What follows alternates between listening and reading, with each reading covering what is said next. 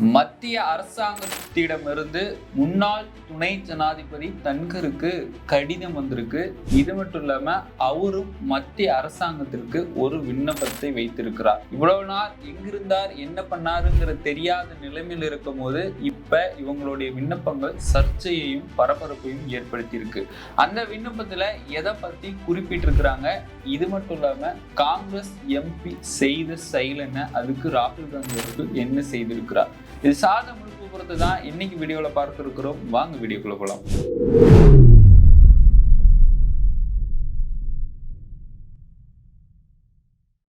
கோபாசை நண்பர்களுக்கு வணக்கம். நான் உங்கள் சின்னது அரசியல் களம். தொடர்ந்து பேசுவோம், உண்மையை உறக்க சொல்வோம். இந்தியாவுடைய சுதந்திரம் கிடைத்ததுக்கு அப்புறம் வரலாற்றிலேயே முதல் முறையாக இந்தியாவுடைய துணை ஜனாதிபதி இருந்த தன்கர் அவர்கள் ராஜினாமா பெரும் பரபரப்பை இந்திய அரசு ஏற்படுத்தியதுன்னு சொல்லலாம். அதாவது உடம்பு சரியில்லை அப்படின்னு சொல்லிட்டு ஒரே நாள்ல ராஜினாமா செய்துட்டு போனார். ஆனா இதற்கு முன்னாடி அவர் பல மீட்டிங் அட்டன் பண்ணியிருப்பாரு.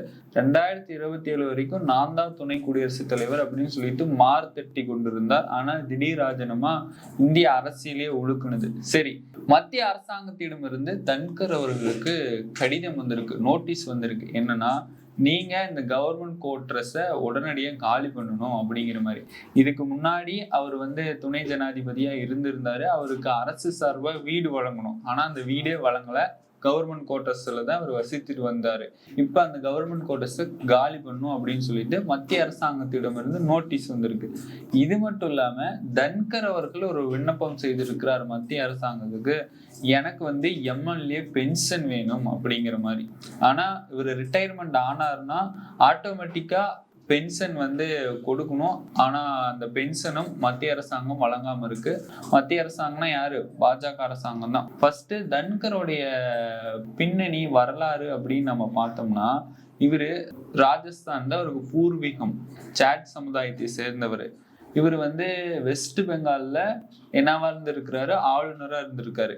இங்க தமிழ்நாட்டு ஆளுநர் RN ரவி எவ்வளவு நெருக்கடி முதல்வருக்கு கொடுக்கிறாரோ அதே மாதிரி மம்தா பானர்ஜி அவர்களுக்கு கடுமையான நெருக்கடிகளை தன்கர் கொடுத்திருக்கிறாரு. தொடர்ந்து குடைச்சல் கொடுத்திருக்கிறாரு. இதே மாதிரிதான் கொடுத்துட்டு இருந்திருக்கிறாரு. அதுக்கப்புறம் தேர்தல் வருது. அந்த தேர்தலை சாக்கா வைத்து பாஜக என்ன பண்ணாங்க, தன்கர் சாட் சமுதாயத்தை சேர்ந்தவர், சாட் சமுதாயத்தையே நாங்க பெருமைப்படுத்துறோம் அப்படின்னு சொல்லிட்டு எம்எல்ஏவா இருந்தாரு, ஆளுநர் ஆனாரு. அதுக்கப்புறம் துணை ஜனாதிபதி பதவிக்கு போய் உட்கார்ந்தாரு. துணை ஜனாதிபதியாக இருக்கும் பொழுது தன்கர் பேசின பேச்செல்லாம் கேட்டா அவ்வளவு அளவுக்கு மக்கள் கொந்தளிப்பாங்க. ஏன், உச்ச நீதிமன்றத்தையே எதிர்த்து கேள்வி கேட்டாங்க. உச்ச நீதிமன்ற நீதிபதிகளை கேள்வி கேட்டாரு. உச்ச நீதிமன்றம் என்ன சூப்பர் பார்லிமெண்டா அப்படிங்கிற மாதிரியான கேள்வி எல்லாம் கேட்டாரு. ஏன் கேட்டாரு, இந்த ஆளுநருக்கு எதிரான இந்த வழக்கு கால நிர்ணயம் செய்தது. அதனால இந்த கேள்விகள்லாம் தன்கர் அவர்கள் கேட்டுட்டு இருந்தாரு. அதற்கு பிறகு நடந்த அந்த மாநிலங்களவை கூட்டத்தொடர்ல தான் திடீர்னு ராஜினாமா நடந்துச்சு. சரி, உடல்நிலை சரியில்லைன்னு சொல்றாங்களே, திடீர் ராஜினாமாவும் செய்துட்டு போனாங்களே, அவருக்கு சென்ட் ஆஃப் நடத்தினாங்களான்னா அதுவும் கிடையாது. இப்ப ஒரு புது பூகம்பம் வெடிச்சிருக்கு.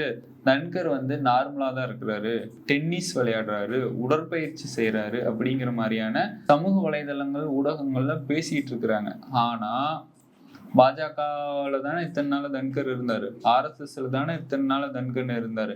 JP நட்டாவோ மோடியோ அமித்ஷாவோ தன்கரோடைய உடல்நிலை எப்படி இருக்கு, இல்ல தன்கரை போய் சந்திச்சாங்களா, அந்த போட்டோலாம் சமூக வலைதளத்துல வந்துச்சா அப்படிங்கிறதே காணும். அப்ப இத்தனை நாளா அவர் பாஜக கூட இருந்த இணைப்பங்க பிணைப்பங்க அப்படிங்கிற மாதிரியான கேள்விகள்லாம் எழும்புது. இதற்கு முன்னாடி இந்த விஷயத்த சொல்லது முடியாது. இந்த விஷயத்த பாருங்க, காங்கிரஸ் MP சசிகாந்த் செந்தில் அவர்களும் மருத்துவமனையில அனுமதிக்கப்பட்டிருக்கிறாரு. அவருக்கு உடல்நிலை சரியில்லை. ஏன், மத்திய அரசாங்கம் நிதி தரல, தமிழ்நாட்டுக்கு கல்வி நிதி தரலன்னு சொல்லிட்டு அவர் உண்ணாவிரதம் போராட்டம் பண்றாரு. அந்த உண்ணாவிரதத்துல இவருக்கு உடல்நிலை சரியில்லாம போகுது.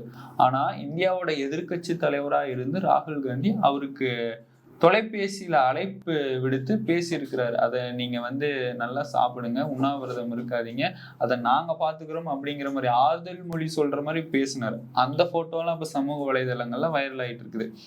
சாதாரண ஒரு MP அவருக்கு உடல்நிலை சரியில்லை அப்படிங்கிறத சந்திப்பு நிகழ்ந்தனையே சமூக வலைதளங்கள் மிக பிரமாண்டமா வைரல் பண்ணிட்டு இருக்கும் பொழுது, இந்தியாவுடைய துணை ஜனாதிபதியாக இருந்த தன்கர் அவர்கள் உடல்நிலை சரியில்லை அப்படின்னு சொல்லிட்டு ராஜினாமா பண்ணாரு. அவரு எந்த மருத்துவமனையில அனுமதிக்கப்பட்டார், யார் யாரெல்லாம் அவங்களை போய் சந்திச்சாங்க, அவருடைய உடல்நிலை எப்படி இருக்கு அப்படிங்கிற அறிக்கையெல்லாம் வெளியிட்டாங்களா, அப்படிங்கிற போட்டோ எல்லாம் வெளியில வந்துச்சானா அதுதான் பேச்சு மூச்சியே காணும். அப்ப அவருக்கு உண்மையிலுமே உடல்நிலை சரியில்லாம தான் ராஜினாமா பண்ணாரா, இல்ல நம்ம மக்கள் மத்தியில எதையோ மறைக்கிறாங்க, எதை மடைமாற்றம் செய்யறதுக்காக இப்படி பண்றாங்க அப்படிங்கிற மாதிரியும்.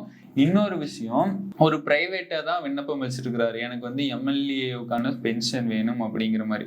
எம்எல்ஏவுக்கும் பென்ஷன் வரும், இப்போ துணை ஜனாதிபதியா இருந்தாரு அதுக்கும் பென்ஷன் வரும்.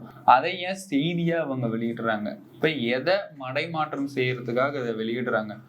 ஒரு பக்கம் என்ன சொல்றாங்க, தன்கரை வந்து தேவைக்கு ஏற்ப பயன்படுத்தி கொண்டு இப்ப அவங்கள வந்து கை கழுவி விட்டுட்டாங்க அப்படிங்கிற மாதிரி. அதாவது ஆர்எஸ்எஸும் பாஜகவும் தன்னுடைய தேவைக்கு ஏற்ப ஒருத்தரை பயன்படுத்துறதுக்காக கோபுரத்துல போய் நிறுத்துவாங்க.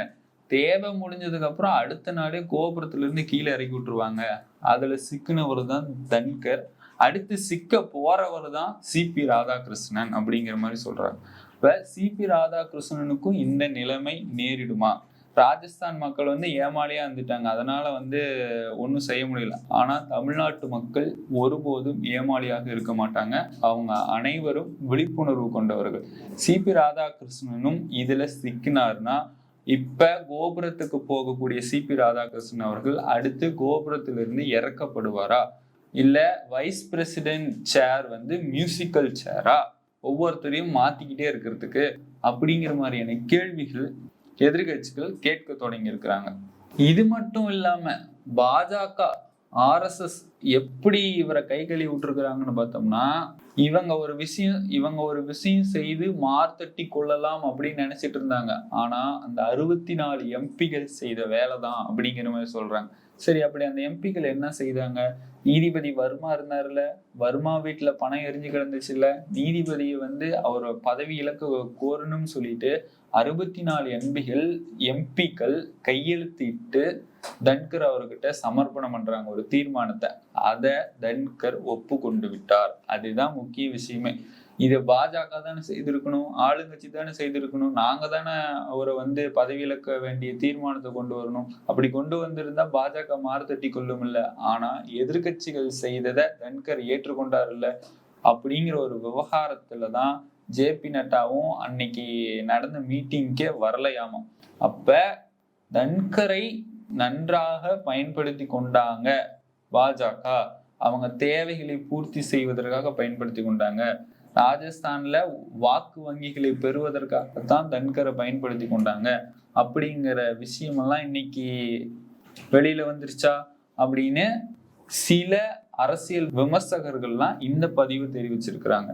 இப்ப தமிழ்நாடை நோக்கி ஏன் பயணிக்கிறார்கள், தமிழ்நாட்டு அரசியல் களம் ஏன் சூடு பிடிச்சிருக்கு அப்படின்னு பார்த்தோம்னா, தமிழ்நாட்டு மக்களும் தமிழ்நாட்டு தலைவர்களும் பாஜகவுக்கு 0 வழங்கி கொண்டிருக்கிறாங்க. அந்த 0வை எப்படியாவது 1, 2, 3 மாத்தணும்னா தமிழ்நாட்டில் இருக்கிறவரை ஒருத்தரை கொண்டு போய் எங்க பிரதிநிதித்துவம் படுத்தணும். அதற்காக தான் சிபி ராதாகிருஷ்ணனை வைத்திருக்கிறாங்க.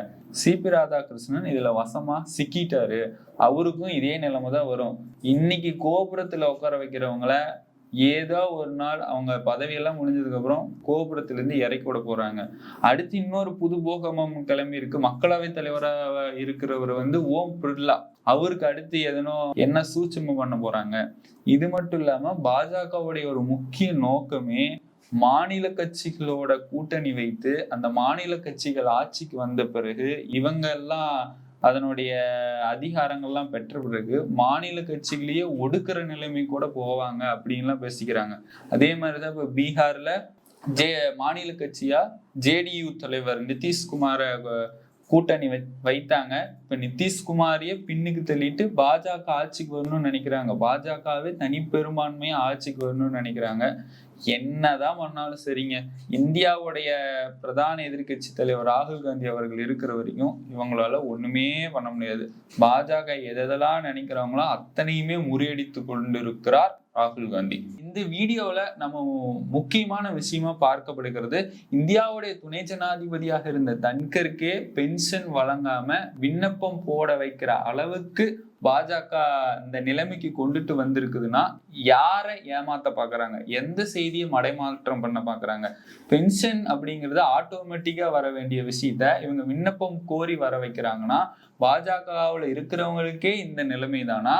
மற்ற அதிகாரிகளோட நிலைமையில யோசிச்சு பாருங்க. அதனால இந்த வீடியோவை நீங்க எப்படி பாக்குறீங்கன்னு மறக்காம கமெண்ட் பாக்ஸ்ல தெரிவிச்சுட்டு போங்க.